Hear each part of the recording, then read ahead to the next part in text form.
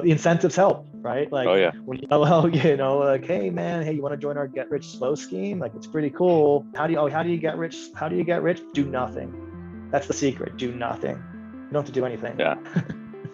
like, Yeah. honestly, it's most people don't believe you because it's too good to be true. Even though doing nothing is actually one of the hardest things to do, ironically.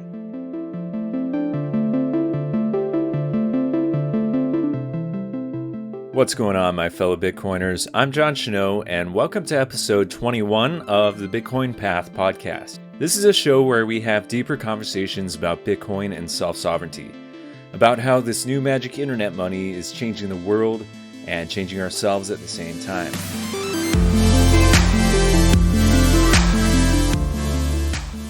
For this episode, I'm excited to share my conversation with Jason Jawn. Besides being a really good friend of mine, Jason is an advisor at LibertyX, which is the largest Bitcoin ATM network in the US. He's also a producer for the No Agenda show. I had the pleasure of meeting Jason at my first ever Bitcoin meetup in the fall of 2020, and we became quick friends. He and I threw the Have Fun Staying Pleb party in Miami just before the Bitcoin 2021 conference, and we're planning a repeat event for this coming April in 2022.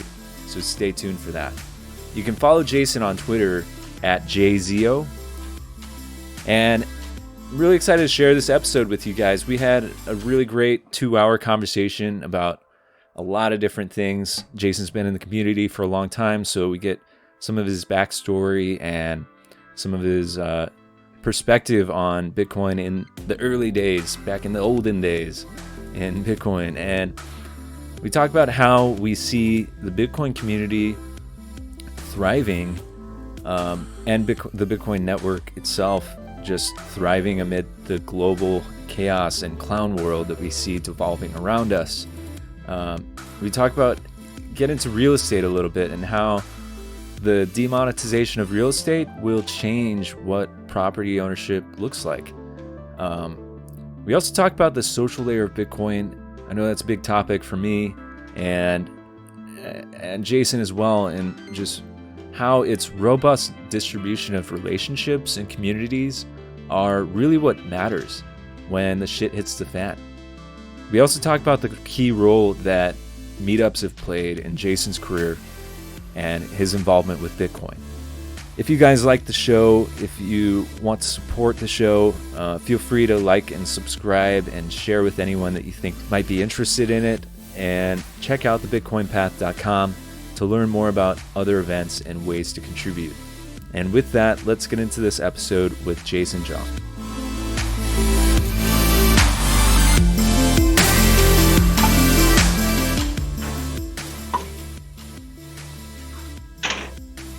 Yeah. I love the way you put those logs on the fire. That is sexy. All right, Jason, welcome to the show. Welcome to the Bitcoin Path. Thanks, John. It's a pleasure to have you on. You and I have had just so many conversations about Bitcoin and about just what this show is about. And to me, it just seems natural that we should just have a conversation. And given the fact that we haven't caught up in a couple weeks, I figured why not jump on a show here and record it and share our our chemistry for the rest of the world. Yeah, right.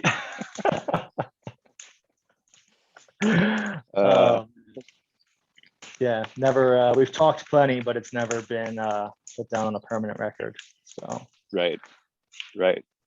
So welcome to the show, Jason. Thanks, bud. Long time coming. To start off, you're kind of a hidden gem, in my opinion, in the Bitcoin world. So why don't you just give a little bit of an introduction to who you are, what you're about, and kind of your background? Well, grew up, my family, we were always entrepreneurs. My dad owned businesses. We were very involved growing up with the business. It was kind of, our life didn't have a typical nine to five parents. And then one thing leads to another. I managed apartments for a while. I ran a garden center. It was all part of my family enterprise. I struck out, did property management, learned property management, did construction, both for my family and for just independently. And then after 2008, after the financial collapse, it's hard to think back and remember how significant of a moment that was. I mean, of course, it wasn't the same in any way as 9/11, but there was kind of that same panic in the air. It's like one of those events where everybody remembers where they were when they first heard. I was driving in my my Daewoo Laganza and listening to NPR, and they're talking about like everybody's like just this fear. Even the NPR, the news anchors, like they sounded afraid, and it just the whole thing struck me. I was at that time I knew very little about money. I mean, I knew how I'd closed deals, like I'd used money. I'd refinanced and purchased like multifamily apartment buildings. So like I was familiar with the mechanics of it, but as far as I was concerned, it was just numbers on a piece of paper, and then didn't really understand what those numbers represented. And I guess I kind of did a deep dive. What was it? There was like kind of a cartoon that came out around. Well, everything started collapsing, and I got really curious. Like, what is this? How is this happening?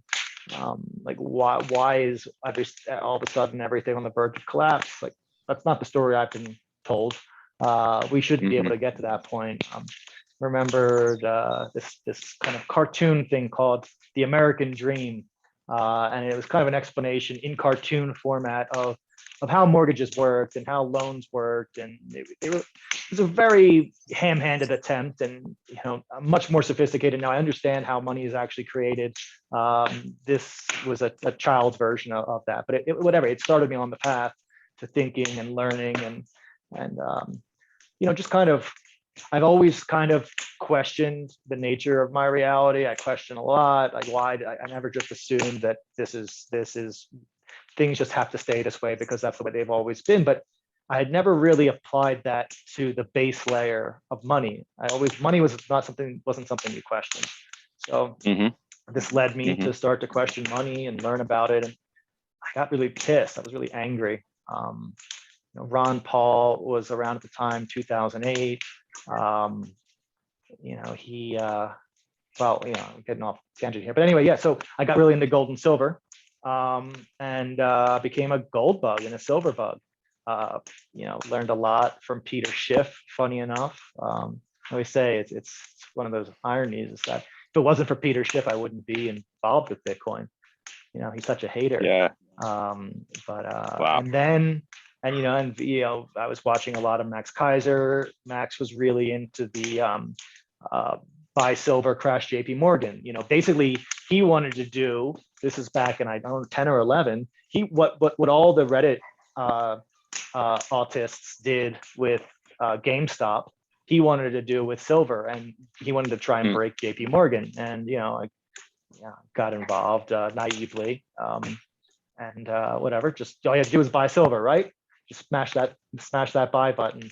Except I took physical silver. It's a bit different than just buying stock on Robinhood. But anyway, Max was one of the first ones that was talking about Bitcoin, and I kind of was like, oh wow, sound money, the same thing. We've got a fixed supply, but it's the same properties I love in gold, but now it's just like for the modern era, right? Something that's not not so physical, not so hard to move. It's that tweet I made the other day, and it's just, I don't know if it's a retweet, I believe, but it's Bitcoin gives me hope. Whereas gold and silver, like I was betting on like the Mad Maxness of society. I was betting everything was going to go to shit, guns and ammo and food and water, and it was going to be an apocalyptic thing. And then, Bitcoin comes along, and it's like, wow, this is actually a vision for how we can still have sound money and all the benefits that society gets from that without having to just completely regress our civilization back to the 1900s. So that made me, that kind of, it's always been very lonely being a gold bug. You're kind of an outcast, and it's the same thing back then for Bitcoin.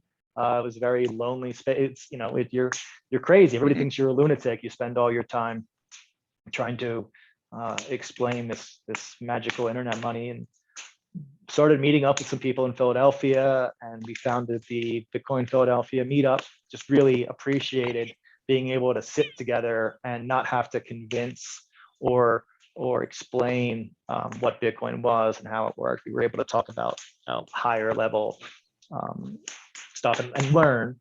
So yeah, founded that. We were doing weekly meetups. It's me, this guy Christoph Atlas, and this other fellow Derek J. Freeman, who are both still active. Christoph is working for blockchain.info. He's been like their security guy for a long time. And Derek is up in Keene, New Hampshire, though unfortunately he's fallen into the BSV camp, which is really strange. Of the three of us, I was the only one who stayed Bitcoin. Christoph went BCH, and then Derek diverged even further into BSV. So very very strange. Like I wonder how that all worked out and why it worked that way. Sometimes. Yeah, those early days are fascinating because it was almost, I mean, the path is strewn with obstacles, I suppose. Like it's a treacherous journey into self-sovereignty, to where along the way you get tempted into all different kinds of like scams, into other ways of using what like influence or what money you acquire, and especially for people who are newly wealthy and unfamiliar with that process. Maybe that heightens the volatility of like straying away into. Well, I think something also things. happened because the three of us were all gold and silver bugs before that, because it was early, right?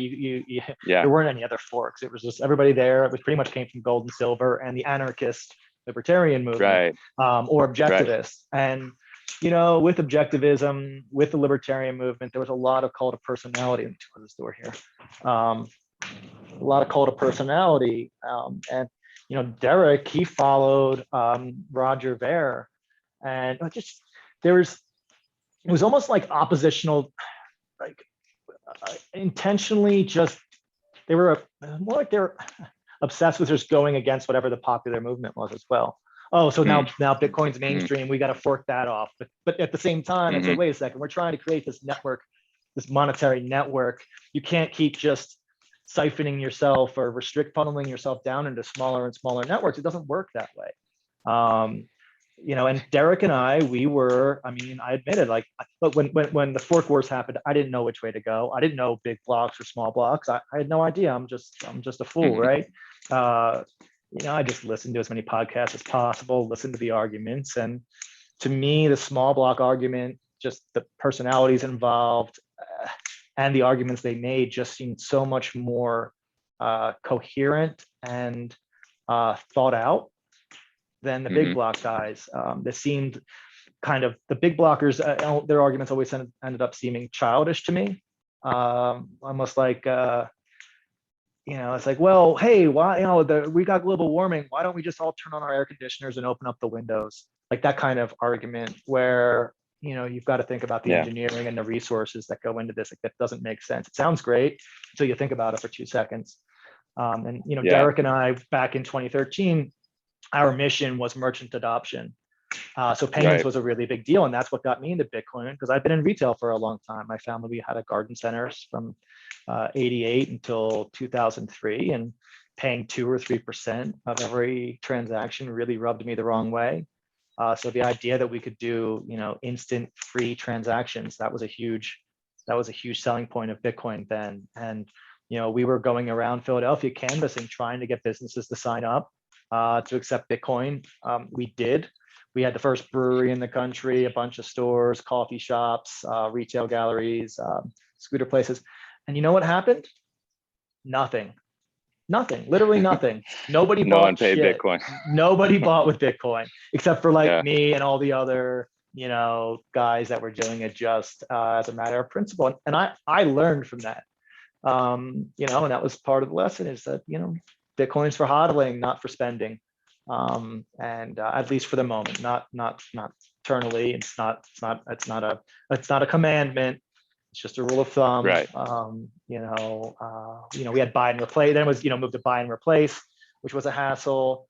Thank goodness we now have things like Strike, which makes spending Bitcoin so much easier, and almost like I think you're negligent if you don't try and use Bitcoin now, because we have the tools. No, Right. all the objections to why you shouldn't spend Bitcoin have been addressed through technology and,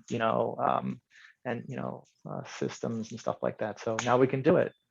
So we should, I think, to just get that money moving around and get it into the hands of people who are trying to accumulate. Right. Yeah. It's been like so fascinating to come into this for me, being fairly new, just over the last year, having like really dove into the community and into trying to wrap my head around Bitcoin. And it's just such a fascinating world where you have all these competing interests and competing ideologies and ideas of like how things should develop, but things just progress, and eventually, like now we have the Lightning Network, and we're able to stream payments very easily over the internet, and like it's truly fascinating how even amongst all the volatile like disagreement and massive arguments, this thing just keeps going and developing. Right. Yeah, it really is. And it's just something just struck me as it's kind of like so I was at a Bitcoin conference and somebody from Zappo came up, and this was, I think, pre-fork wars. And I remember, so what was it, Cesares, the Cesares guy, Raymond or Roland Cesares. And then they brought this woman on stage who was going to be, I don't know, their CFO or something like that.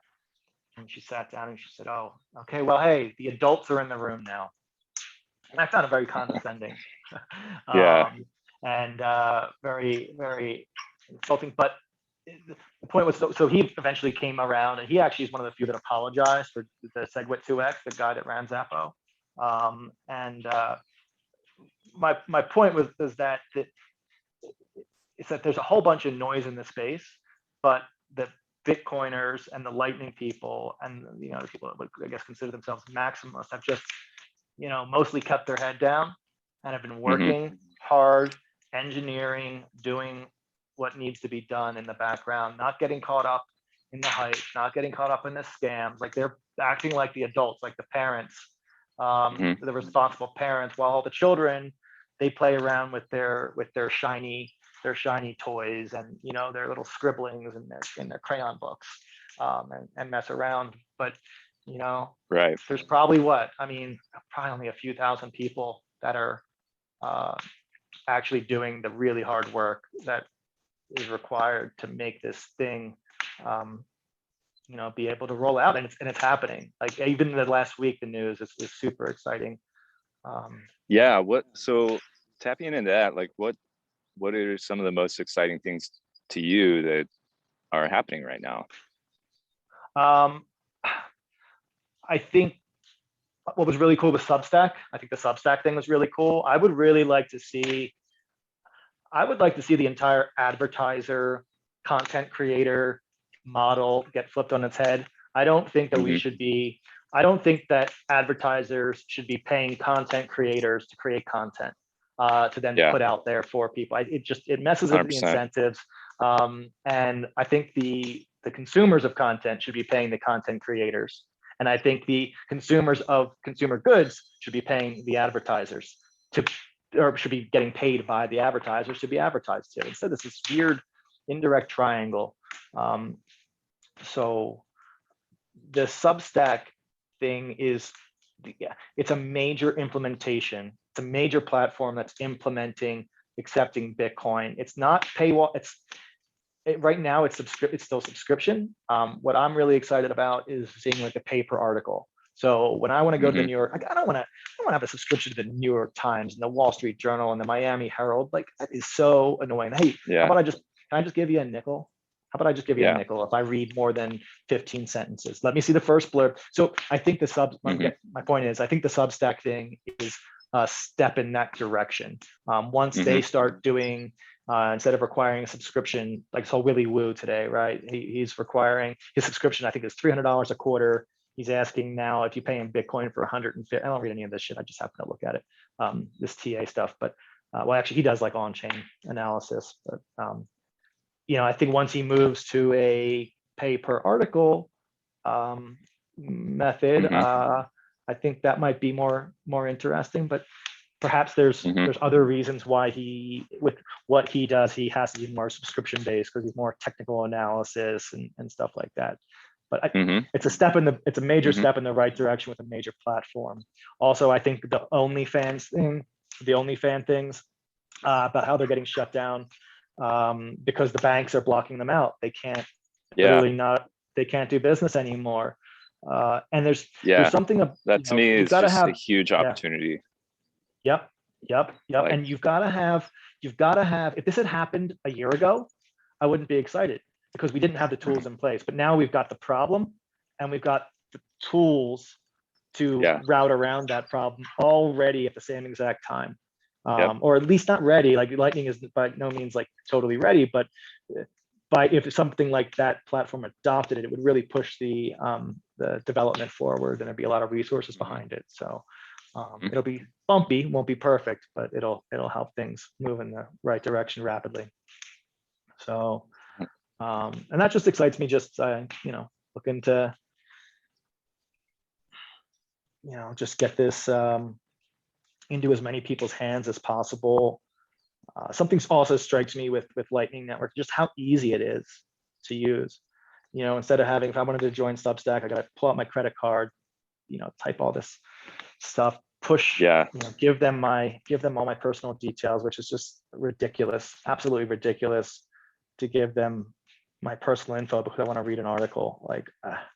So whereas vendor. I just open, whereas this was, I just literally open up my Lightning app or my Strike app and just bing, done, like seconds. It takes longer for to type in my PIN than it does to do the transaction, to open my phone up. 100%. So Substack, that's something really exciting. Is there anything else that recently has come up that you've that's been really encouraging for you? Well, I mean, this is pretty biased, but the company I've been advising for I guess 4 years now. Yeah, it'll be 4 years. Just got acquired. They're called LibertyX. They just got acquired by NCR, National Cash Register Company, which is one of the oldest companies on the New York Stock Exchange. They've been around forever.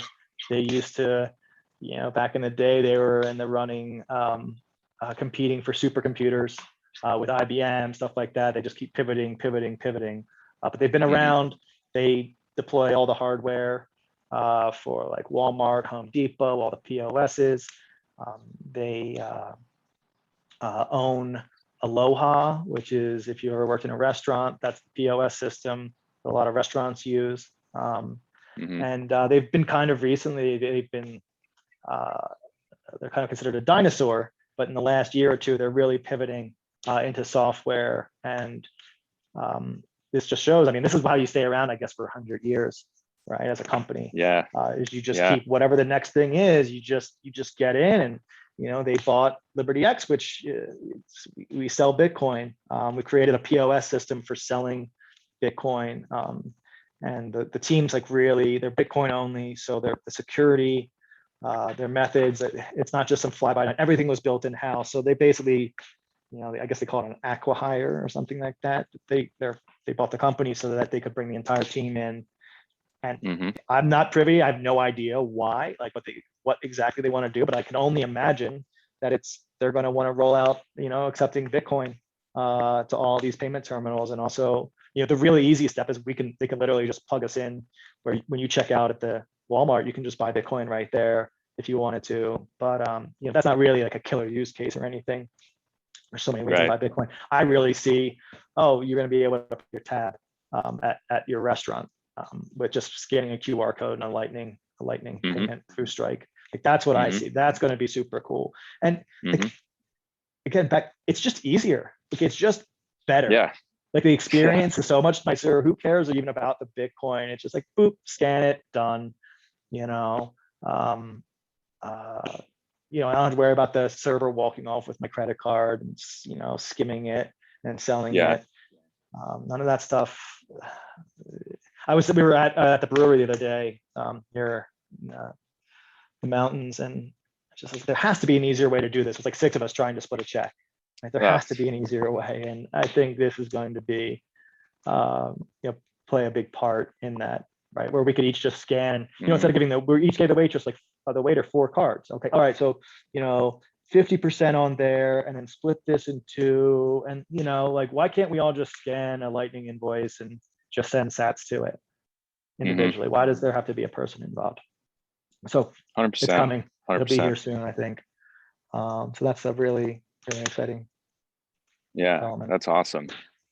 So one of the fascinating things to me that I've like experienced and reflected a lot on over the last year and a half is how, like, I'm looking out at the world and seeing things degenerate like really quickly, and just seeing overreach of governments and totalitarianism kind of encroaching into like every aspect of people's lives, and especially in countries like Australia and in Europe. It's just getting so nasty. And thankfully in the US we have some other options. We have some states that are kind of standing up to some of these orders. But that for me has been one of the most terrifying, fear-inducing things, at least in the beginning of around like March 2020, around the lockdowns. But then joining the Bitcoin community, I've been tapped into this whole other world where there's true innovation and true human connection happening on a massive scale, and that's building out this network that's actually filled with value. And so that's, like you said, is like giving you hope. And it's given me hope for the future. But what I've been fascinated about is that, like, we're seeing all these like amazing progressions in the Bitcoin network and advances take place. But at the same time, just like a massive shit show, like clown world going on outside of us. So, and I've gone from just being very, I mean, I get really mad, right, when I see all that shit, when I see people getting arrested for just living normal lives, and I see people in power and large companies and corporations trying to acquire more control over society and control over all the information flow of individuals. But at the same time, I almost like, I'm trying to put this into words. Like, I see that progression, but it's almost, I almost see it as necessary for those things to take place in order for the Bitcoin community and just Bitcoin itself to actually thrive and grow. Like, there's this idea of like, you can't have light without the shadow, right? Yeah. And so we're kind of going into this like extreme polarized world. I just wonder, like, how do you see that developing, and what are you doing? What are you doing to prepare yourself to like to live in a potential future that we see like coming about? It's just Gosh. so uncertain. Well, I was very angry when I first like kind of realized what was going on. This kind of woke up, or the veil was lifted. Not supposed to say take the red pill anymore, right? That's considered to be extremist thinking. It might trigger some people. Yeah, yeah. But I was really, really angry for a long time, and I went full prepper, man. And I started, I basically, I was like, wow, I feel like I was lied to about everything. I went into it was also before 2012, right? It's like, I have to question everything now, like literally everything, history, ancient history, Egypt.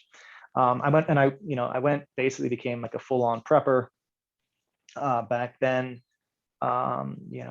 Made sure, and one of the things that I realized how vulnerable I was to a breakdown, to a societal breakdown, to a, how dependent I was on everything working properly. So I prepped myself that way. And I did that back in 2011, 2012, which worked out great for this whole pandemic thing, because everybody was running to the market. And, I was just kind of kicked back. I did a little bit of, topping up, got some frozen meats, but, just because I'm on the lookout for that stuff, I saw it all coming a month ahead of time. We didn't get stuck in any lines. I was messaging my mom like, hey, something's happening, just in case, run to the store, get this and that. And so we got ahead of the curve. So that kind of prepared me mentally, like just how at ease I was, how I wasn't freaking and I wasn't panicking. That was worth that was worth it. Just that security, all the MREs that hopefully I never have to eat. Prepping is just generally a good strategy, especially when if you're living out in a country area. Power goes out on occasion, so it's just like, all these other things, like it all kind of pulls together to just make your life generally better. And instead of acting from a position of fear and like a scarcity or desperation, you can kind of rise above the crowds, take time to look around and see what's really going on, and plan accordingly. But I've since kind of I don't know what happened. I don't feel like I'm not angry anymore at the world for like, I've come to grips with it. I've come to terms. It is what it is. And I don't know if it's because of, I'm sure it's because of Bitcoin. I'm almost like cocky now, kind of swagger, or I'm looking forward to it. I'm looking forward to the mess. And I see things like not the mess, but the reorganization. Things are going to fall apart, and they're going to reform. And we've got a civilization, society has a lot of momentum to it, and in a lot of ways that momentum has been stopped. Not just for Bitcoiners, but for the normies too. People that have just always had their head down and putting one foot in front of the other day after day. Now I've had an opportunity to like stop and look up and look around and say, wait a second, is this really necessary? Why am I doing this again? Like they're just able to start questioning things, which is great. Instead of just taking, the party line and doing what they're supposed to do. The pandemic's really accelerated. I think Bitcoin, a lot of people are interested that weren't before, because they've had their 2008 experience in 2020. Like, wait a second, why am I paying taxes again? Why what's all this money? Like, it just doesn't make sense. It's hard, it's hard to wrap your brain around when you see they printed all this money, and these, oh no, we're not actually printing money, and they come up with all these excuses. And look, it took me years to understand what they were actually doing. And once I figured it out, once I learned, I was like, okay, well, technically you're not printing money, but you're full of shit. Like, you're still like, that doesn't mean that what you're doing is right, or that it's not diluting people or making people poorer and driving asset prices up. Like that's all still happening, but you're technically not printing money. Like you're just being cute. Yeah. You're just putting numbers into databases. Yeah, like you're buying assets that were going to, crash to zero. So, you're creating, like, that money shouldn't be there. That should be valued at zero. Like, but you prevented that from happening. So, supporting asset prices, and it's just not fair. And it's not fair to the little people, to the savers and the workers and the people who aren't sophisticated enough or don't trust professional advice. And there's tons of those people out there. 100%. What I'm getting at is, people, oh, well, you should invest in stocks and equities and bonds, and you have a financial advisor, and then just do that. And that's how you deal with all of the side effects of having an inflationary monetary system. And it's like, dude, have you met these people? Like, have you ever been on a construction site? Like, really? Like, that's not, no, you've got to make it as simple as possible. These people don't have time. They can barely, take their shoes off when they go home, let alone, are they interested in talking to somebody about taking whatever money, if they even have any extra money, taking it and saving it. And then, it's just not, it just doesn't work for a certain class of people. And that's who I'm interested in lifting up, is the people who are at the bottom,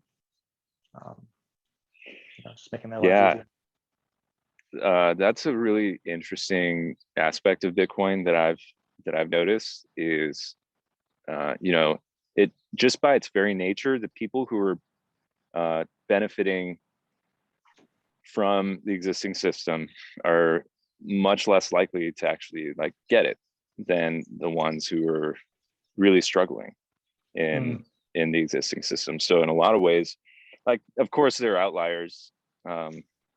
Some people like Michael Saylor are just like out of the curve, I guess, but in a real sense, there's like the last will be first and the first will be last aspect to this thing, where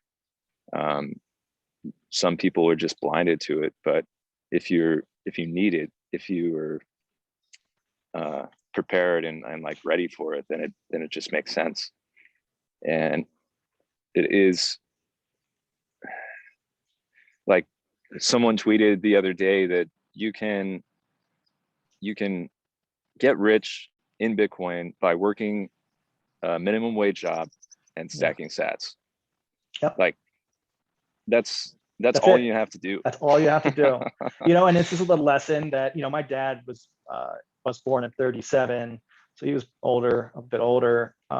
But he had like literally jars of bolts and screws and washers, and like saved everything. And that was the mentality, was save. That's what you did. That's how you were successful. And suddenly it's been flipped around to a culture of spending and not encouraging savings. And it's, do that, but you've got to do all this complicated stuff that requires trust and all these other individuals, and you might get burned. And remember 2008? Well, just don't sell. You have to literally watch your entire, all your savings that get cut in half. But don't worry, it'll come back eventually. To a simple person, it doesn't. It has come back, right? Like, how long will it last? It doesn't seem like it can last forever. But anyway, the point is like, it's just a really simple solution for simple people. And right.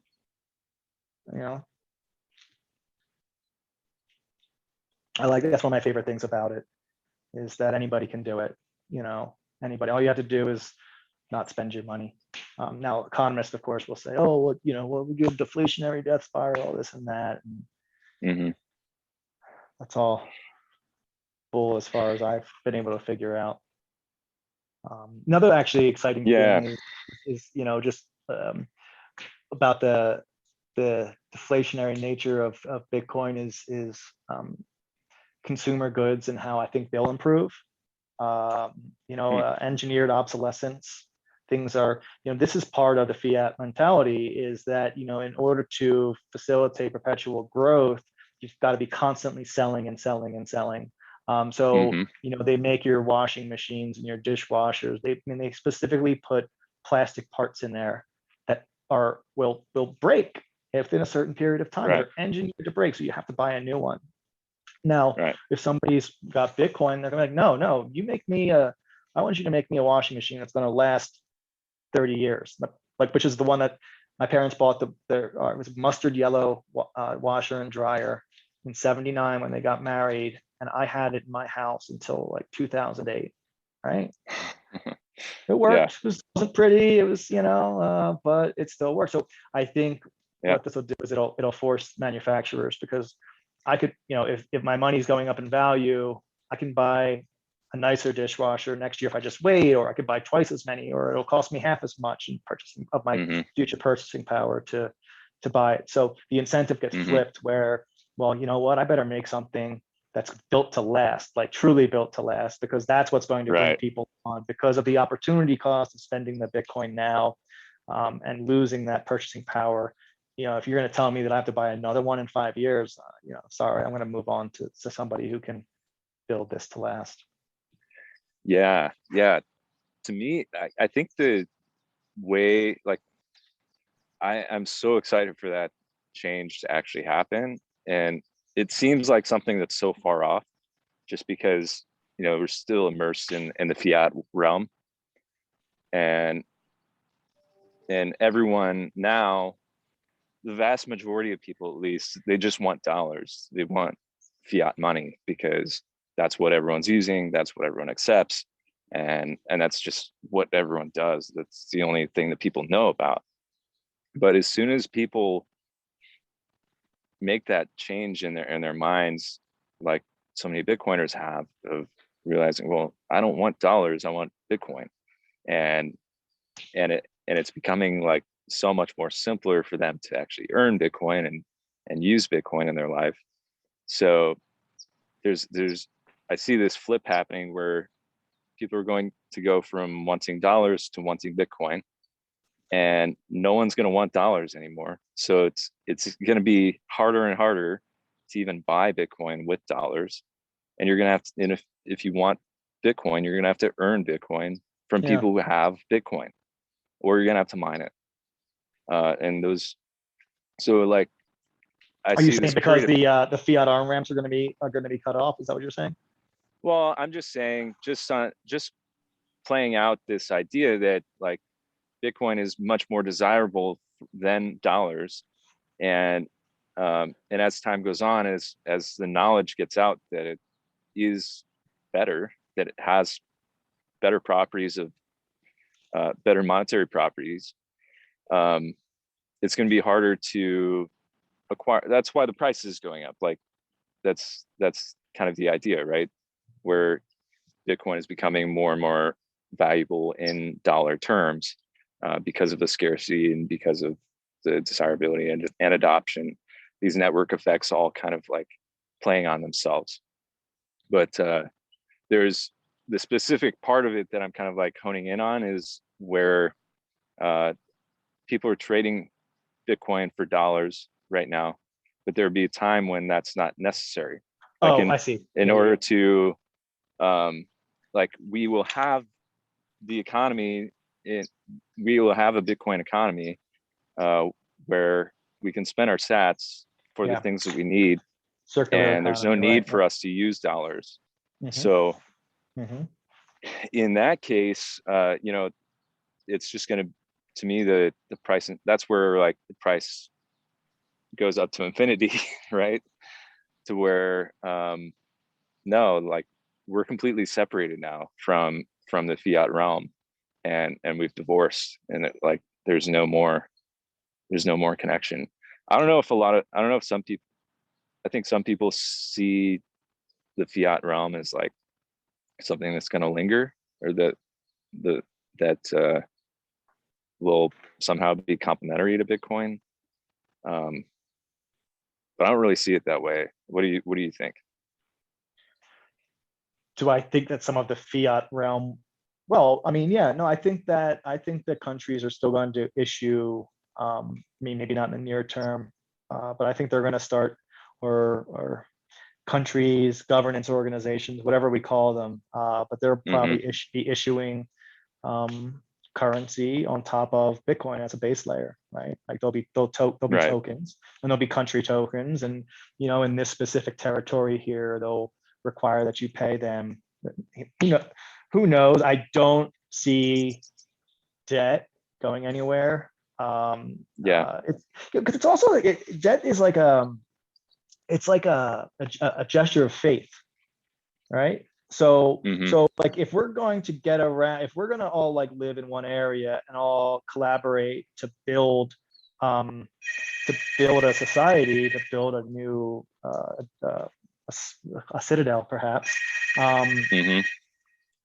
we've got to have faith in each other. We've got to have some skin in the game. So maybe we can, by issuing debt, that's how we all get linked together in a way.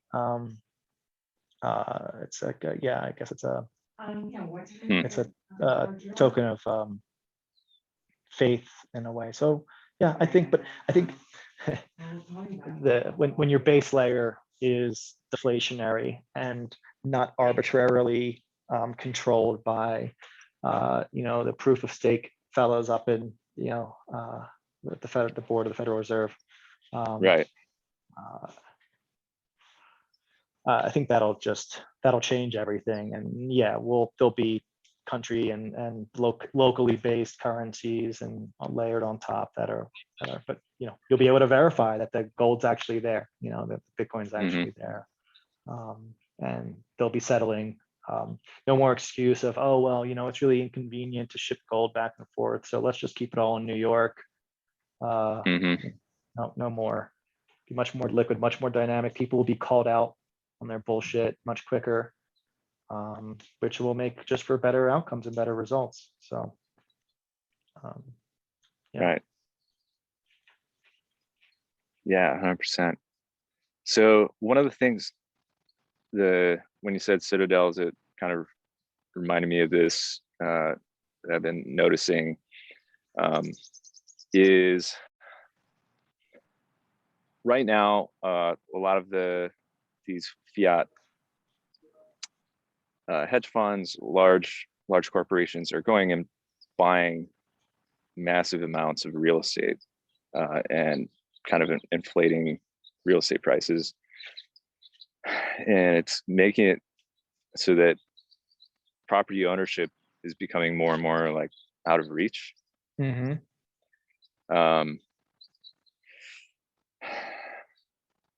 not sure what. So I've been thinking about this actually the last couple of days, and about how Bitcoin will change once. Right now, people are using. Was on a hike, went up to Maroon Bells, and which is like I think it's a 6 mile round. I'm in Aspen right now, and so we were up in the mountains. Went for the 6 mile hike, and I was fortunate enough to be walking and hiking with a commie, basically. I mean, nice guy, friend of a friend, and turns out he's part of the Australian. He was part of the Australian Labor Party. He's a political animal, totally steeped in that Keynesian progressive ideology. Was basically accusing, but also completely ignorant as to the realities of Bitcoin. He was trying to talk to you about Cardano, and anytime anybody mentions Cardano, it's just like instantly like discredited, right? Like, okay, look up Charles Hoskinson, read it, learn about this guy. He's a psychopath, pathological, and but it just got me thinking. So we were just talking about the point is we were both like, he wants to help people and the poor as well, and it just there's a different, they're coming from different directions, and it came into talking about asset prices, and I think that when people stop using homes and art as stores of value and encouraging people, I don't think home ownership should necessarily be encouraged. This might sound weird, but in this environment, of course, that is, you almost have to, right? You've got to, why wouldn't you take this opportunity to lever up, put 0% down and get a piece, get a stake, ownership rights to an asset that's going to appreciate with no money down. Like that's the smart move to make right now, because of the way the system is. But there's downsides to that, and one of the major ones is like mobility and labor mobility. Like, sure, yeah, you buy a house, but really you're vulnerable now to your geography. And we saw what happened in Philadelphia, right? All the industry left. Chester's right outside of Philadelphia. There used to be a Ford plant there. It used to be an amazing city, beautiful city. Lee Iacocca, I think his name was like, people would, he just one day said, all right, we're closing that plant. And literally the city from that day forward was completely destroyed. Point is Yeah, like, it's insane. if you own a house there, you're screwed. You can't sell your house. Whereas if you were just renting and, labor can just move to wherever the work is, you're not tied down. Oh, you know what? Sorry, I'm out. Let landlords be landlords. Let them take that geographic risk. Let the labor force stay mobile. Keep the rent down. That's via, not levering up these asset prices, because your rent is directly correlated to what the landlord has to pay to service it. So once people stop using it as stores of value, I think labor will be much more. I mean, look at the context of now with all these labor shortages, right? People can't go to where the work is. There's plenty of work. Part of it is that they don't want to work, and I don't blame them. They had a year off. Why would you be rushing back to work in some shit job? But also, I think people are kind of not able to go to where the work is because they're stuck. And once that gets, I think, when you had when America first got developed, when the immigration wave in the 1900s, people didn't have homes. They were temporary and very basic. They could just go to wherever the work was before they planted roots. So anyway, I think that'll be a big benefit, labor force mobility, to no longer being tied to, forced into buying a home and then being stuck there, even if there's no hope anymore. No opportunity where you're at. Yeah, I agree. I think that what's hard is trying to decipher like when that will happen, or whether that'll be in the next 5 years or 10 or 20, like, because eventually I see the monetary value of real estate being absorbed into Bitcoin, and that's really what's inflating the real estate prices right now, is people are trying to store value in it. And even the hedge funds who are buying up real estate, that's what they're doing. So if they're able to do that easier in Bitcoin, then that'll prevent the housing price inflation. Able to store their value. Yeah, if they're able to store this value in Bitcoin, sure. I mean, look, BlackRock, I mean, they must know something, right? They see where this is going. But I think the reversion is going to happen. We're going to have a new kind of there's going to be a monetary reset, right? It happened right after World War II. It happened after, and then it happened in the 70s. And now here we are 50 years later. Like, it's going to happen. There's no way you can read the writing on the wall. It's no more just like the U.S. hegemony has being, challenged severely, extremely. Like it's very questions right now. So I think they're going to have to, hyperbitcoinization. We're seeing it, right? I guess Daniel Krajewicz wrote about it, and I think 2014 he called it. And he's called it's happening. It's literally happening. He called MicroStrategy. He said that was going to happen, and then sure enough, it did. And then eventually, the governments are going to be forced into, reestablishing a reserve currency. They're going to try and make it the SDR, but I don't think they're going to trust each other enough do that. Mm. And, you know, with Bitcoin being a better option, that's like neutral territory. You know, that was, you know, US was like the good guy back in the 40s. That's why we were like, you know, we were the ones that were trustworthy enough to manage the reserve currency, and, you know, what also had the industrial capacity. And I think there was a little bit of trickery involved as well. I think like this, I heard that the agreement, that kind of SDR was kind of scratched out by the American representative, and dollar was snuck into the agreement. Believe it or not. But that's not what Keynes wanted. And he was there. He wanted it to be Right.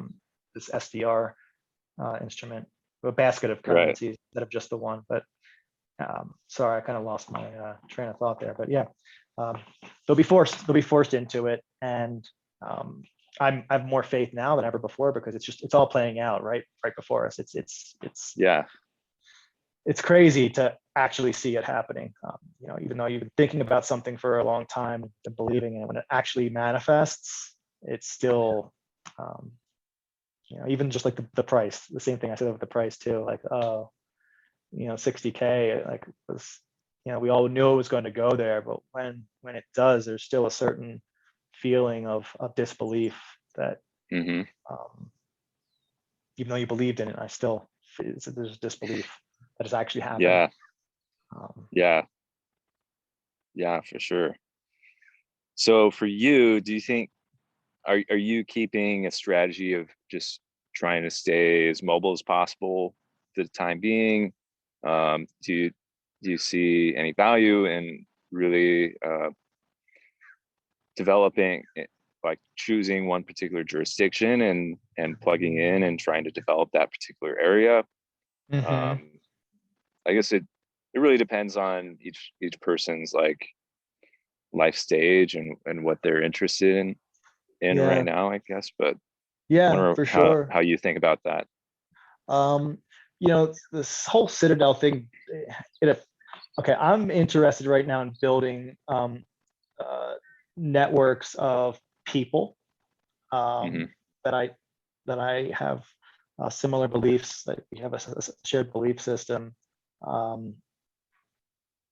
But the physical location isn't very important to me at this moment. I think it makes you a target. You know, all they have, you know, we create this like place, and we're all these rabble rousers. I mean, it's the same story over and over again. The superior, you know, it's an asymmetric fight. So Ruby Ridge, yeah, Waco, right? I Waco. mean, yeah, all this, you know, Mm-hmm. Philadelphia, the people in Move, like they'll just drop gasoline bombs on your head and burn you alive. Like they don't care. There's no morality. The state doesn't have morality. So I think it's best to just stay distributed. And, you know, we've got all these amazing communication networks. Let's just use those and leverage those to stay agile and build the personal relationships are really what matters in times of stress, and, you know, also in good times as well. You know, part of being a Bitcoin maximalist is you get credit, you gain some credibility, because, you know, I could have gotten fantastically, ridiculously wealthy if I involved myself with any of these. I mean, just throw a dart at any of these shit coins, they all go up, right? Mm-hmm. And, you know, they might probably, you know, thousands of times instead of, you know, the 10x in Bitcoin right now. But the fact that, you know, that I didn't, and then the others that didn't, like that joins us in like, no, we're going to do what's right, not what's Mm-hmm. going to make us wealthy, because that's the fiat mentality. That's the banker mentality that we're trying to fight. So that credibility, what I'm getting is that credibility goes a long way Mm-hmm. towards establishing trust relationships, and you know, we're dealing with bearer assets here. It's a whole crazy new world where we can't assume a lot. We have to throw out a lot of our old assumptions and like kind of operational, the ways we would operate. And it's almost like going back to like handshake days in a way, and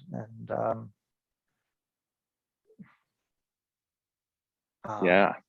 trusting your neighbor, just like you talk the talk, but you also walk the walk, and that's really important. I got into Bitcoin.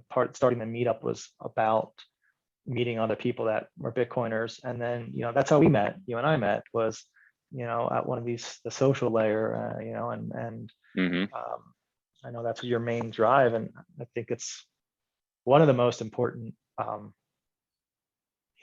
Besides Lightning Network and layer 2, I think it's like it's layer 1.5 maybe.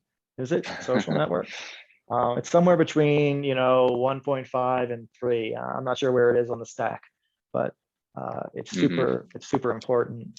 And I'm going to see you next week or this week. I think there's could be 400 or 500 of us.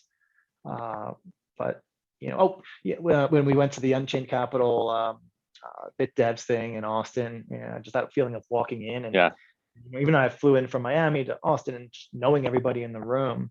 And then we go to BitBlock, it's gonna be all the same people all over the world. Like, we've already created this network. We don't have to be anywhere. We just kind of coalesce on a location, and it's like we never left off. The conversation continues online. It's this weird like metaverse meet space, reality. So, but back, that's a very long wandered away from your question. I'm just not too concerned. I'm concerned. My main concern is being able to leave if I want to, and that's like, I'm kind of worried that they used to say that the wall at the Mexican border wasn't to keep the Mexicans out, it's to keep us in, right? And that kind of silly 100%. Until the pandemic happened, and it's like, oh shit, like there are countries that weren't letting people leave, like England. The UK would not let people leave their own country. That's like, that's crazy. That's unfathomable just a couple of years ago. So that's why I'm I think it'd be good to have interests in other jurisdictions, whether be a business or a property or something like that. I'm definitely building a second home in another country. Not even that, both, it's multi-purpose, surf and sun, and as well as just in case the shit hits the fan. But to be honest, I've actually been very impressed with how the United States has been handling Bitcoin. Like, I don't know if it's the American spirit or all these businessmen, and back in 2012 we were all expecting to be locked out of the bridges between fiat and Bitcoin. We expected them to be closed, and now they've been completely institutionalized. It's surprised me pleasantly, and I think America does have something. The U.S. does have something special. I hated on America for a long time after my wake up in 2008 through 2012. I was like, oh, what a shithole. These people are liars and thieves and crooks. And then I traveled. Then I started traveling extensively, and I was like, wow, okay, America's not that bad, to be honest, relative to the rest of the world. Like, well, it's the cleanest dirty shirt. It's not just the currency. It's everything else as well. Like to me, Europe is a bit of just to be nice, I'll call it a museum to fallen empires. The society there is just they don't have that. There's something missing. They're missing that hustle. They're missing the spark. They're missing hope. Maybe, I don't know. Like they're just like, oh yeah, we're a former empire. This is what life's like now, forever. And I think in America still has that kind of optimism, even though there's horrible people in charge right now. America isn't the government, and it's not the land. It's like it's an idea, and that idea is still alive and thriving here, and I'm seeing it. And there are people in the government that are, I think, pushing in the right direction. the incentives help. Incentives help too, right? Like Oh yeah. when you tell, like, hey man, hey, you want to join our get rich slow scheme? Like it's pretty cool. And how do you get rich? How do you get rich? Do nothing. That's the secret. Do nothing. You don't have to do anything. Yeah. like, Yeah. like, honestly, it's most people don't believe you because it's too good to be true. Mhm. Even though doing nothing is actually one of the hardest things to do, ironically. Everybody wants to trade and they or do whatever. They think it's like, no, I just don't do anything. Simple. Yeah. It's almost as though like, well, if you think about the American Revolution, where there was a movement of independence, and you had to like risk your life, like you're risking your neck just to side with the revolutionaries, and Yeah. you're committing treason, right? Like how much simpler is this revolution now to come to billionaires and be like, listen, like you can be a part of this simply by buying an asset and watching it grow in value. And that's kind of what one of the things that gives me a lot of hope for the US, is just like hoping that there are enough people who are able to make correct decisions of value, because that to me is kind of the major factor. Like being in a society where where everyone's like view of what's valuable is distorted, it's much more unstable. It's going to be much more dangerous to be in a place like that. But if you have a large portion of the population who are able to make correct decisions of value, then but in order to do that, you need proper information flow and everything like that. So it's a little concerning to me that most of the information flow is that people are getting is kind of filtered through like 5 internet companies, but we're working on that. So are you talking about the actual network traffic, or are you talking about the actual information, like the memes? I'm talking about the network traffic, like, or the okay, yeah, the means through which I'm talking about I said the memes. information. Yeah, MEMES. Like the Oh, ideas. okay. Is it the ideas that you're worried are controlled by the networks, or the actual flow of the information, the data? I'm talking about the control of the flow of the information. Yeah. Because if you can control the flow of information, then you can censor particular messages that are censor information that's really important. I'm pretty confident that we'll be able to route around them. We just really need the impetus. People will develop, the technologies there. People are close enough together. Might be slower, won't be as high a bandwidth, but I'm pretty sure. I'm not concerned about that. And going back to kind of like we need people to change their outlook, right? And we said to move away from the fiat mentality. And I didn't do that on my own. Like Bitcoin did that to me. Bitcoin, gold and silver changed what I thought about money, but I wasn't a saver. I wasn't. Bitcoin changes everybody it touches.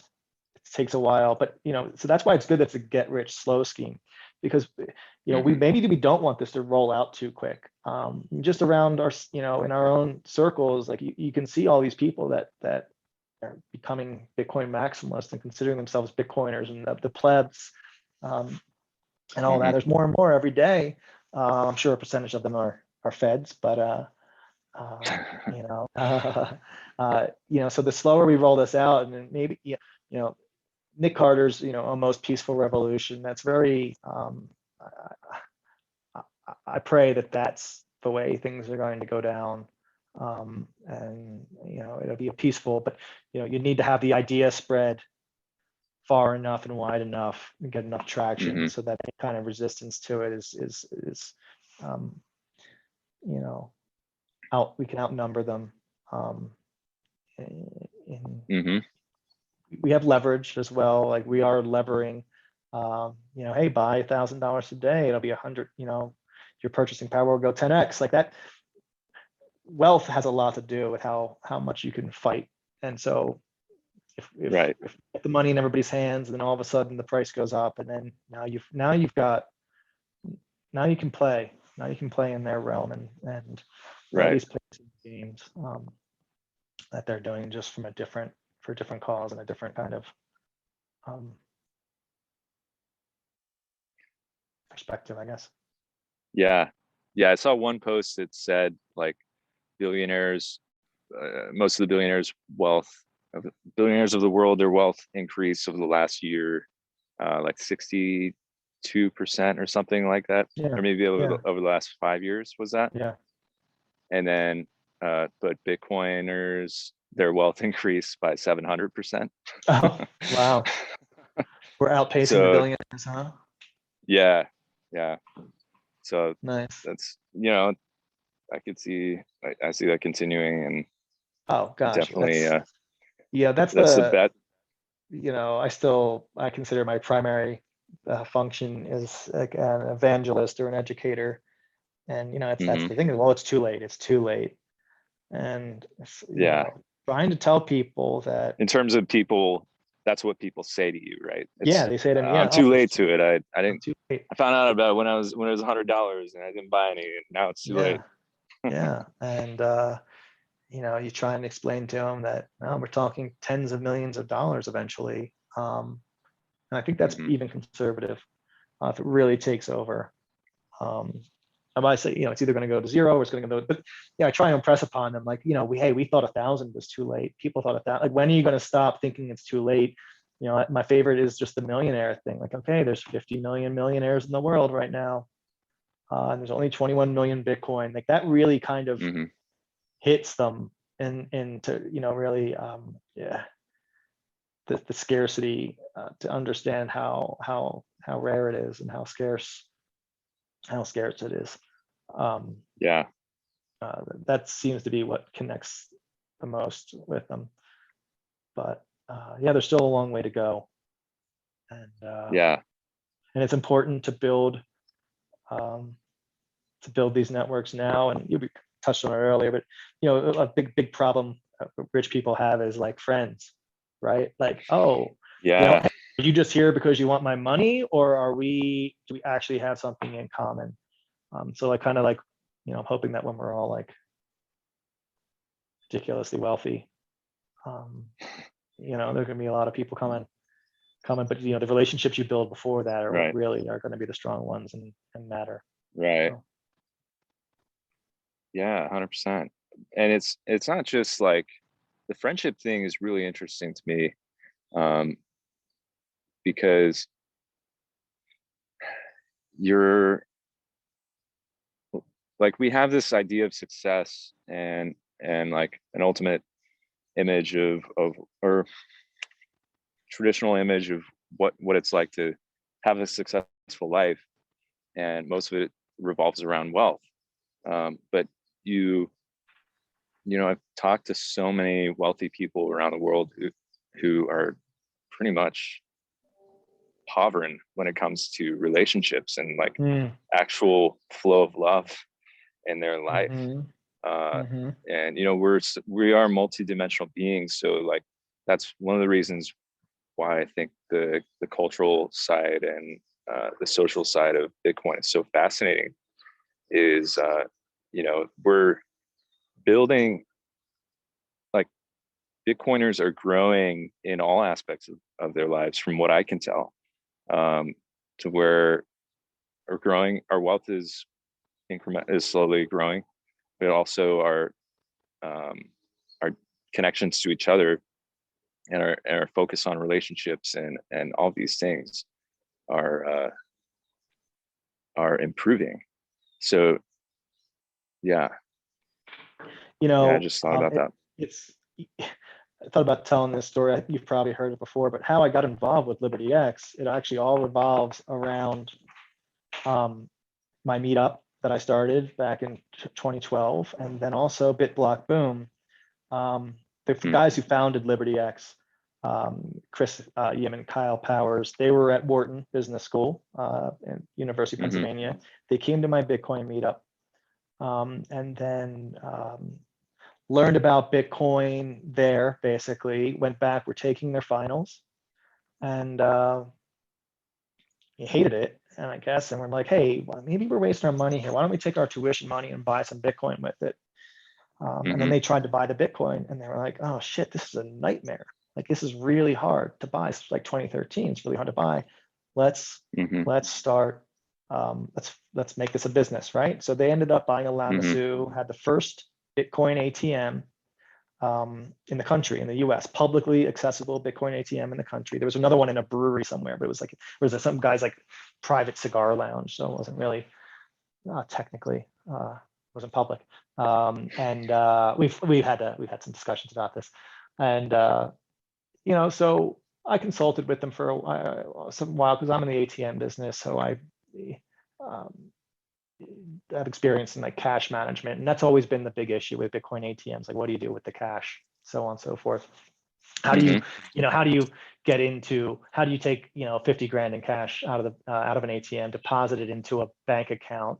That's step one. That's hard enough. And then say, oh, I need to wire it to Hong Kong.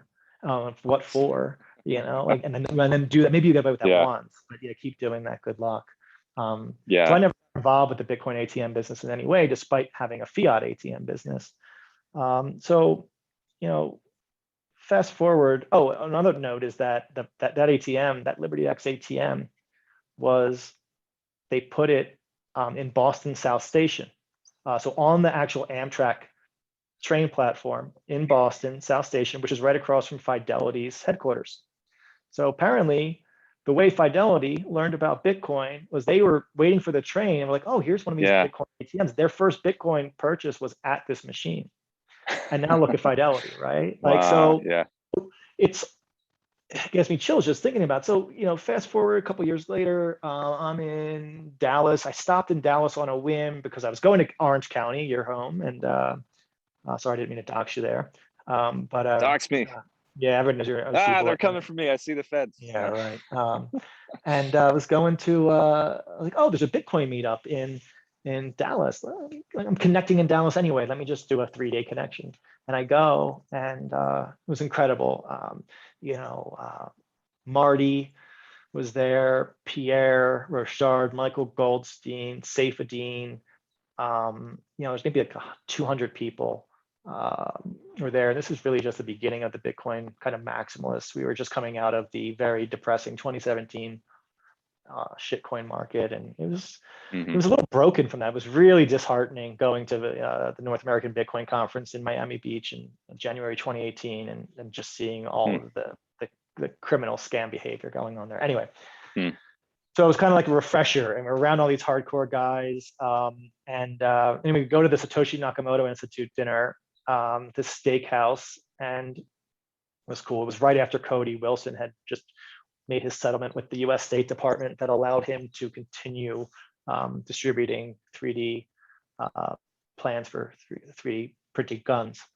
He walked in the room, like, just electric, man. It was so cool. Yeah. Anyway, talking to this guy at that dinner, and turns out, because he was living in Puerto Rico, and so I was like, oh, maybe I'm going to go to Puerto Rico, and like, oh, talk to this guy Evan.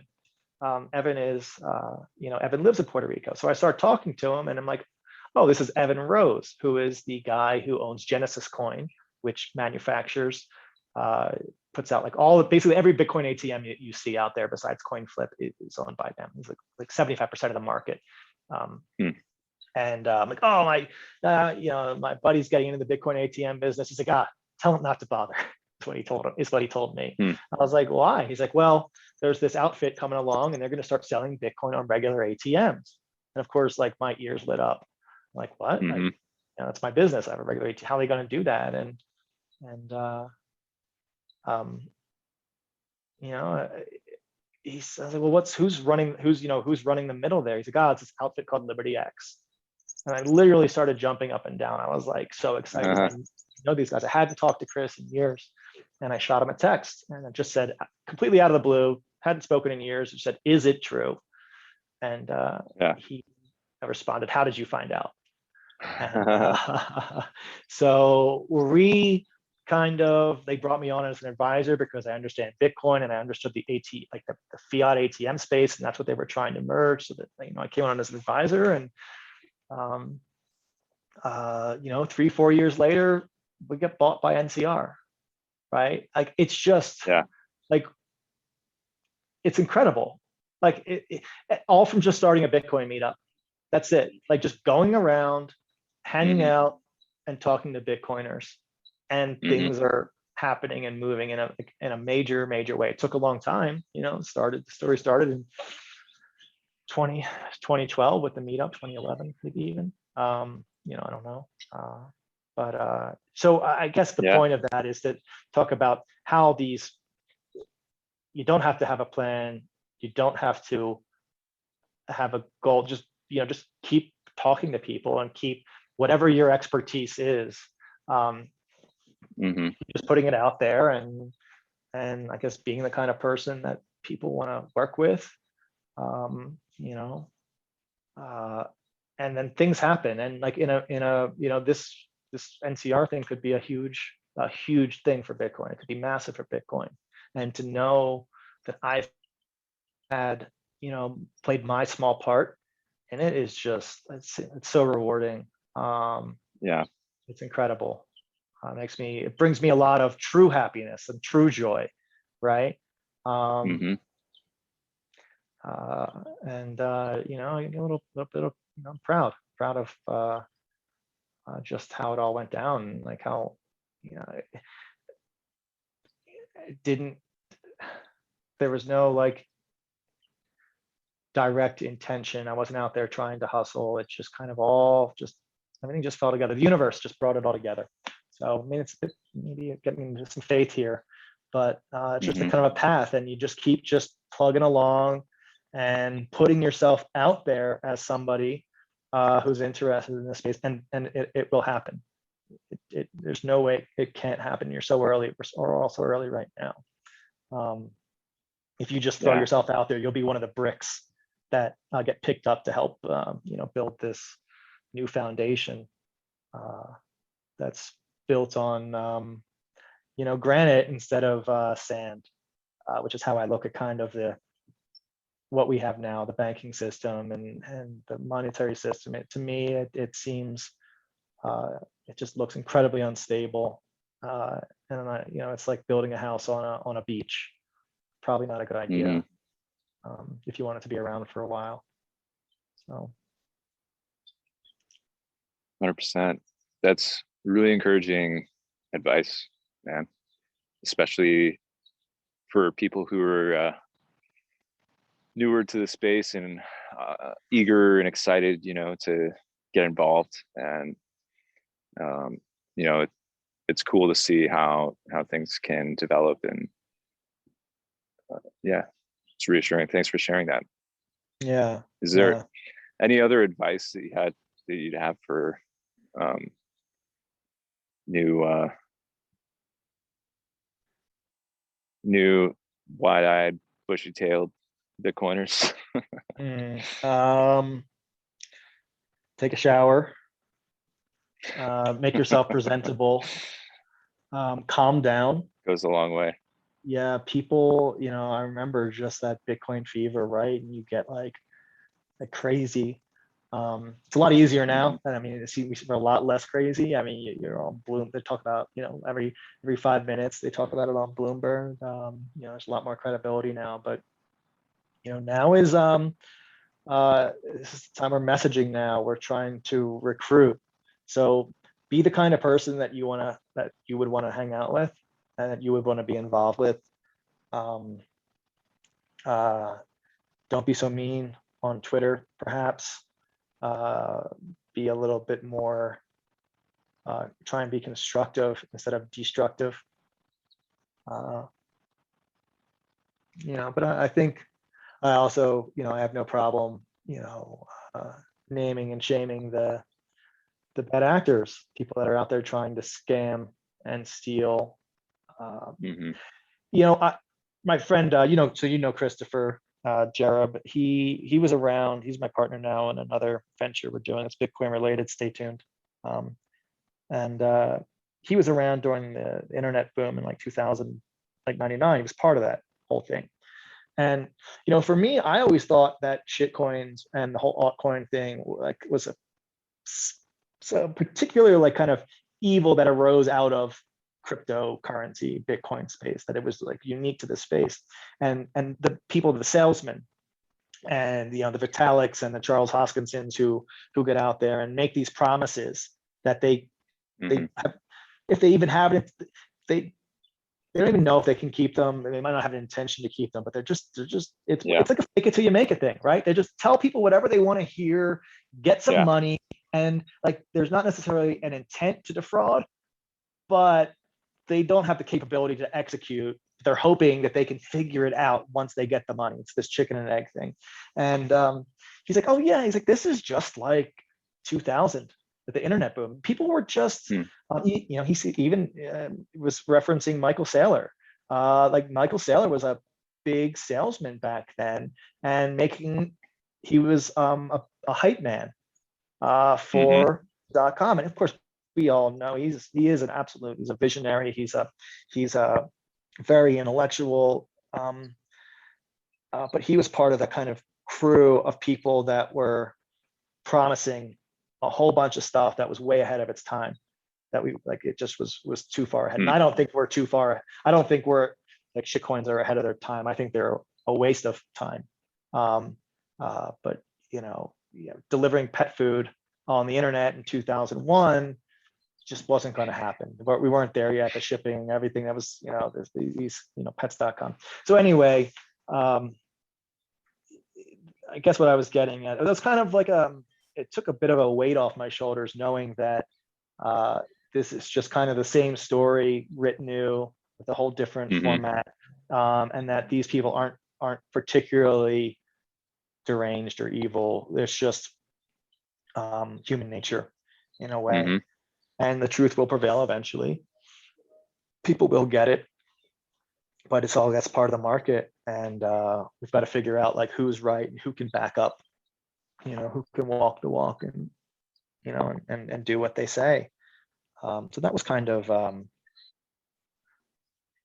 was a really good to hear. Because I felt this kind of existential guilt about in any way being associated with this kind of fuckery. It just really bugged me. I was like ashamed or embarrassed of these people. But I still stand up to them and call them out and everything. But you just have to fight their disinfo with your info. What is it? It takes 10 times as much energy to refute something than it does to state something. So you just you've got to put that energy out there. You've got to, You've got to bear the cross, right? You've got to do the work that it takes, even though you don't want to, even though it's 10 times as hard as what they're doing, to try and help as few people as possible get caught up in this. Oh, and also don't try and change everybody's mind.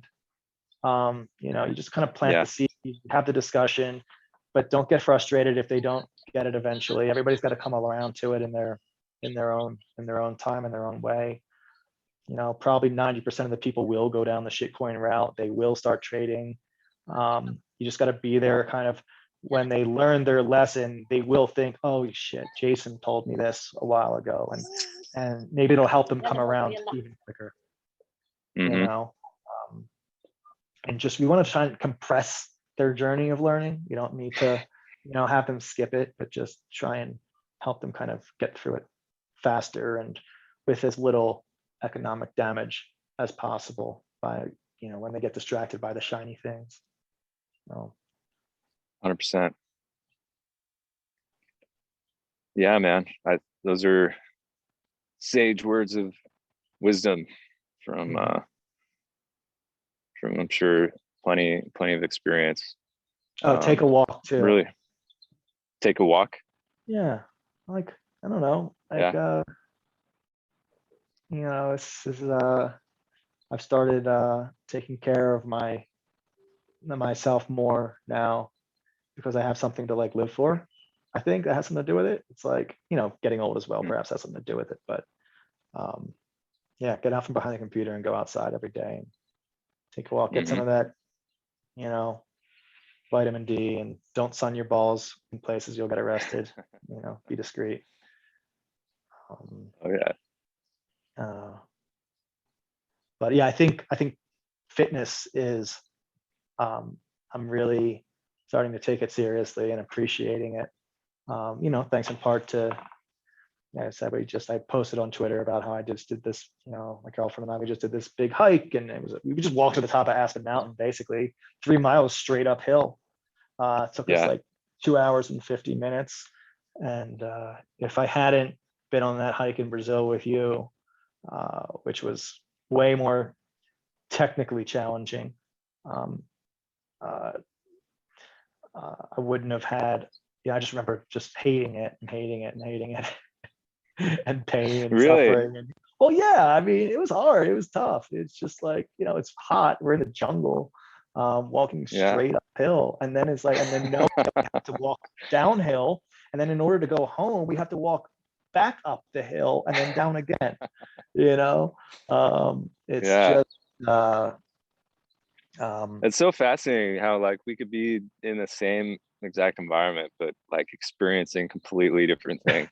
Because the entire time I'm like, oh man, this is awesome. I'm like with my buddies, like going up this mountain, beautiful, beautiful nature.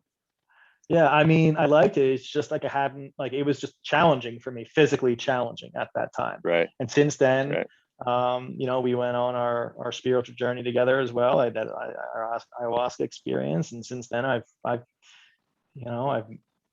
moved to Miami Beach and I've started exercising. So I was way more prepared for it, right? It was still suffering, still a bit of suffering, but you just put one foot in front of the other and just keep marching up, and then get to the top, and it's incredible. So yeah, I think getting out from behind the computer and getting outside and developing physical skills and endurance it's just good for you in general. It's very easy to get caught up behind in the stream and then go into a virtual world and neglect the one that's around you. Yeah, 100%. There's a quote that I always like. It's from G.K. Chesterton, and I need to look up the exact quote, but he said something along the lines of only what is alive can swim upstream. And I always try to think about that, like, where am I just like going with the flow and just drifting down downstream and not being alive, and or just mimicking what is dead. It's not necessarily the case that if you are floating down the stream that you are dead. Sure. But like only what's alive can swim upstream. So right, anything can go downstream. Do you want to prove you're alive? Sure. Wow, that's interesting. Yeah, cool. I wonder if there's some like bring that into the Bitcoin realm.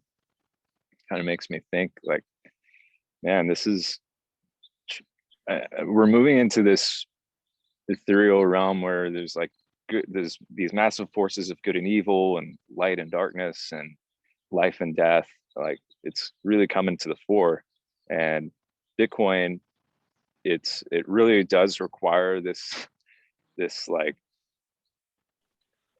swimming upstream, in culturally you're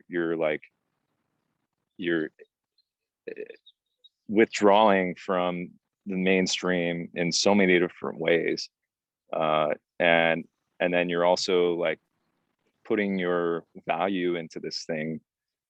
You have to work and produce value, produce value in order to like acquire some of it.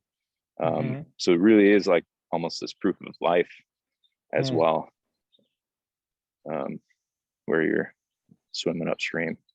Yeah, the days of airdropping are over, of getting airdropped, right? Where they would airdrop you coin or whatever, or the faucets and whatnot. You actually have to, yeah, proof of life. You've got to push. You don't have to go fast, but you've got to Mm-hmm. definitely push against you've got to fight the current. And yeah, the light and the dark, and back to kind of like the acceleration and people waking up, and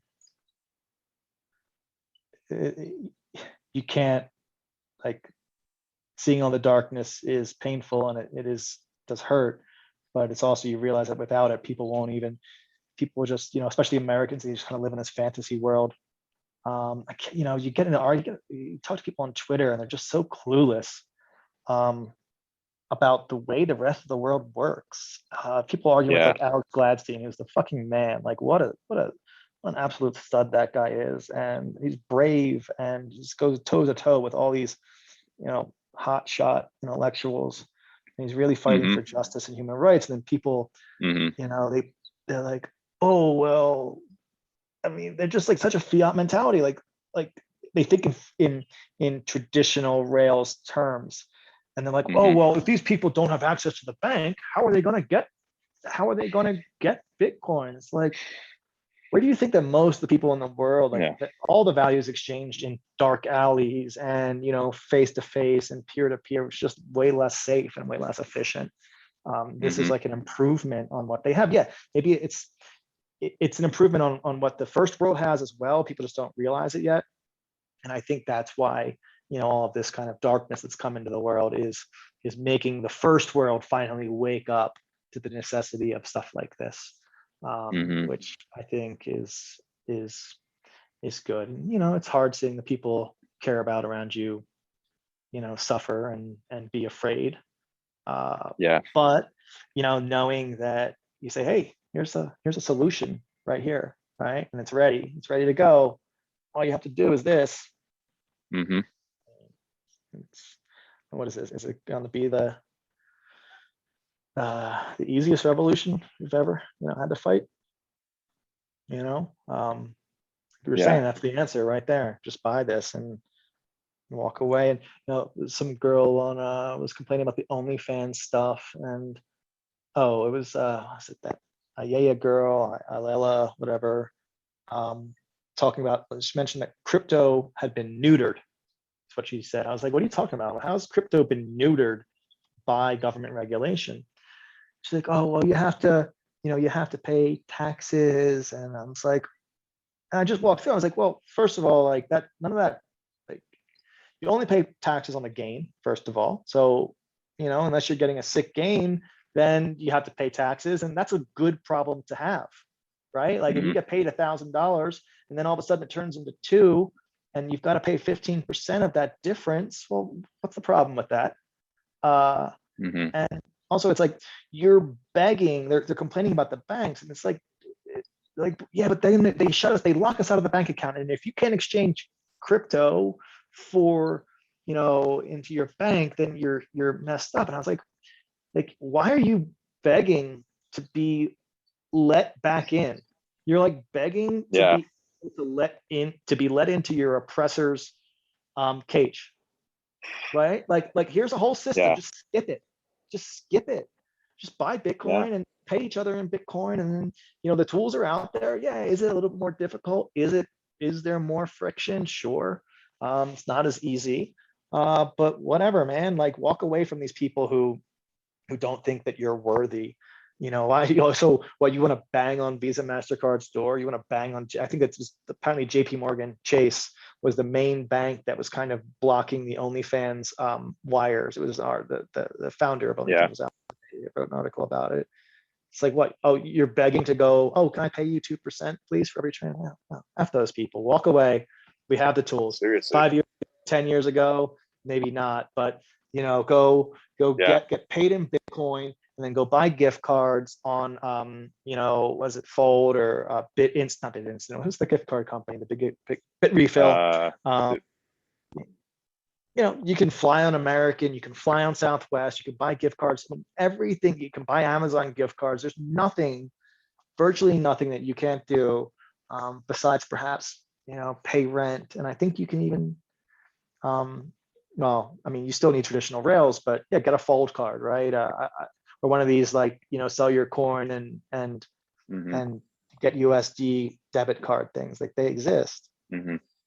Stop begging your oppressor for acceptance. Yeah. Welcome. Yeah, man, I'm with you. It's I guess people are coming into it, and they're seeing the need there. And what's amazing is your life just tremendously improves the more you take responsibility and in that realm, right? And that's one of the things that you reminded me of when you said it's the most peaceful revolution. Or is that Nick Bhatia or not Nick Carter? Nick Carter. Okay, yeah. So in the Reformation, just a interesting fact or interesting little quote was Martin Luther was part of the Reformation, and he was instrumental in publishing the book of the Bible, publishing the Bible in German, spreading it to the masses. And he and a bunch of other leaders in the church at that time just completely rebelled against papal authority, and it was almost like state authority at the time. Same because thing. the church was so entrenched in every aspect of society. And so, but what they were doing was just like writing all kinds of stuff and trying to get pamphlets out, trying to educate people on what's actually going on and what's actually possible to like just get together and talk about the Bible in a normal church setting, and that you don't have to go through the priestly order and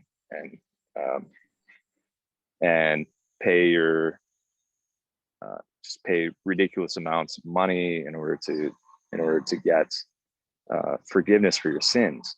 And one of the quotes that he said that always stuck with me is, while some partner of his while he and I drank beer, God defeated the papacy. And so it was just like the way he saw it was he was just sitting there drinking beer, and God defeated the papacy by like this is like power. This is what I'm talking about with going to the meetups and going to BitBlock Right. Boom. Like, I'm sitting around, we're drinking beer at dinner, and we're defeating the state. Yeah. Right. We just exactly. That's wow. Okay. Very cool. Yeah. Yeah, man. Well, Jason, dude, thanks so much for your time. I've said this to you before, and it's more for the audience, but I consider you to be one of my personal mentors in the space, and I'm just really grateful for your time and your friendship and your relationship. And yeah, is there anything else that you want to share to the audience? Like, how can people find you, and anything you want to? No, just no, really. Maybe we could seed the idea of a potential pleb party. Yeah, another pleb party. Right. So yeah, stay posted for pleb party 2 in Miami Beach. Right around April with the Bitcoin conference. Expected to be just as fun, if not better. A meta meetup is kind of how we tried to do it before. We're just all the different meetup groups from around the country, just one big meetup for everybody to get together. And I mean, it was what an experience that was doing that with you, John. It was really incredible. I haven't done anything. Yeah. I run Burning Man camp, part of Burning Man camps and everything like that. And where I work, I've worked 1,000 times as hard. You probably saw me pacing around the whole time. I was like, what do I need to do something. This is just too easy. But just the gratefulness, people were like pulling me aside at the conference, thanking me just for throwing a party, from the heart. Yeah, like super cool.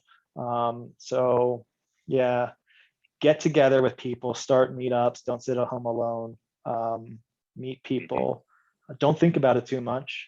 I like to tell people, just pick a time and a place that you would not mind being at in case nobody shows up, which probably won't happen. Never happened to me. And then just put it out there, and people will come. There's so much hunger and appetite out there for knowledge and guidance and mentorship. I really appreciate you saying that, John. I don't think of myself as a mentor, but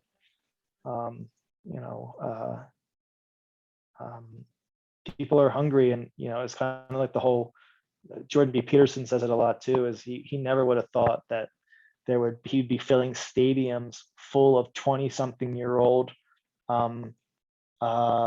individuals, men and women, who are interested in talking about like the philosophy of psychology and like religious texts.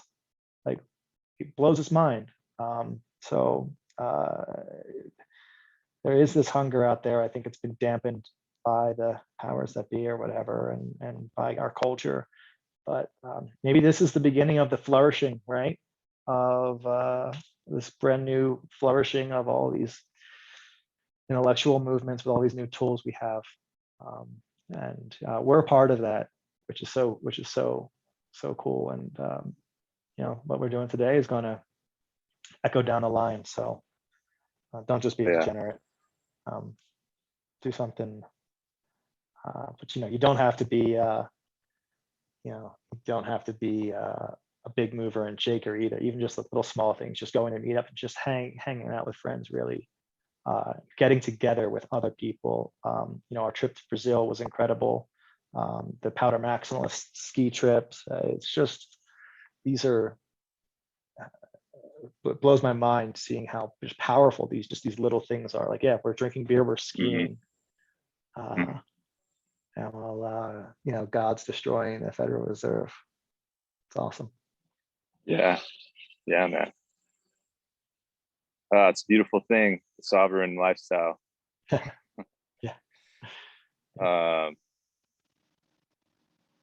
So, well, thanks so much again, Jason, and all of you who are listening.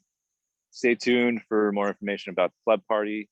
It's going to be at theplebparty.com, and you can check out more information about the Bitcoin Path at bitcoinpath.com. And with that, may you live a meaningful life and enjoy your freedom as a sovereign individual. Jason, thanks again, man. Thanks, bud. See you later. See ya. All right, I hope you guys enjoyed that episode with Jason. Jason, thank you again for coming on, and thank you guys for listening. This has been a pleasure. If you want any more information about Jason, go and check him out on Twitter at JZO, JAYZIO. And for more information about the Bitcoin Path, how to support us, to like and subscribe our shows, our episodes, go to thebitcoinpath.com, and you can also find us on Twitter at the Bitcoin Path. Oh, sorry. Twitter is at Bitcoin Path, and I'm on Twitter at John Chenot, JONCHENOT.